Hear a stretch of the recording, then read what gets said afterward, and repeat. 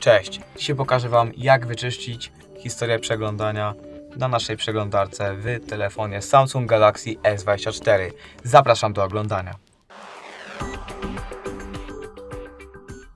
A więc tak, przechodzimy sobie tutaj do naszej przeglądarki, klikamy naszą ikonę w prawym górnym rogu i mamy tutaj historię wyszukiwania, usuń dane z ostatnich 15 minut, ale możemy sobie tutaj przejść, tak, historię wyszukiwania.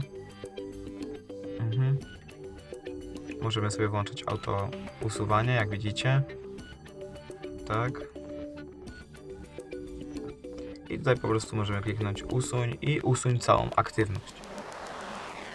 Tak. I to wszystko.